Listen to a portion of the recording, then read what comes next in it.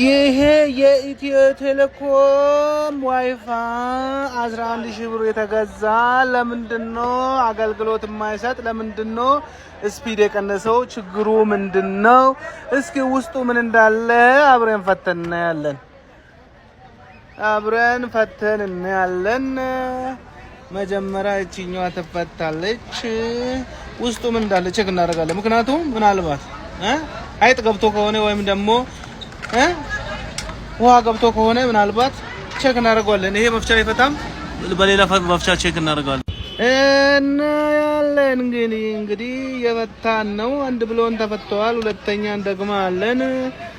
እስኪ ቴሌኮም የማይሰራበት ምክንያት ምንድነው? እስኪ ቼክ እናደርጋለን። መጀመሪያ ባትሪ እንፈታለን። ከዛችኛው ወደ ላይ ነቀል እናደርጋለን። ከዛም በኋላ እዚህ ጋር ስም ካርድ አለች፣ ሲሙን እናወጣለን። ከዛም በኋላ እቺ ስም ካርዷን እናወጣለን። ምክንያቱም በስም ካርድ ነው የሚሰራው። ብሮድባንድ ነው ግን እንደ ብሮድባንድ ነው የሚሰራው አሉ፣ ግን ያው በስም ካርድ ነው። ከዛ እዚህ ጋር አለች፣ እቺኛውን እንፈታታለን። ሁለት ብሎን አለው፣ እዚህ ጋርም አለው።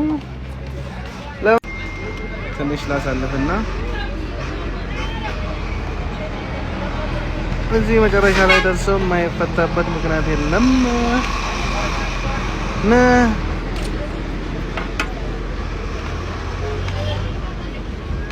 እንግዲህ ቆይ ከፍቼ ተመልሰን እንመጣለን። አሁን ተመልሰን መተናል። አሁን እንደዚህ እንፈታለን። ያለው የሞባይል ስክሪን ነው የሚመስለው እና እዚህ ጋር እንደምታዩት ምንም የለም። እንግዲህ ያው ቦርድ አለው። እስኪ ሌላ ደግሞ እቺኛውን ፈታ እናደርግና ደግሞ ሌላ እንየው ከስር ምን እንዳለ እና ምክንያቱም የማይሰራበት ምክንያት ስፒዱ የሚቆራረጥበት ምክንያት ምን እንደሆነ ቼክ እናደርጋለን። ስፒድ የለውም 15 ሜጋባይት ፐር ሰከንድ ነው ያሉኝ። እኔ ጋር የምደርሰው 15 ኪሎባይት ነው እና ኪሎባይት 10 ኪሎባይት 15 ኪሎባይት 100 ኪሎባይት ነው የሚለው።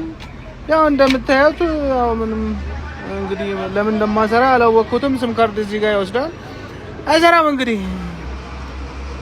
እንደው ባካችሁን ኢትዮ ቴሌኮም ውስጥ የምትሰሩ ሰራተኞች እንደው እንዳቀልዱ 11000 ብር ከፍዬ ነው የገዛሁት፣ ግን ስፒድ የሚባል ነገር ኢንተርኔት የሚባል ነገር የለውም።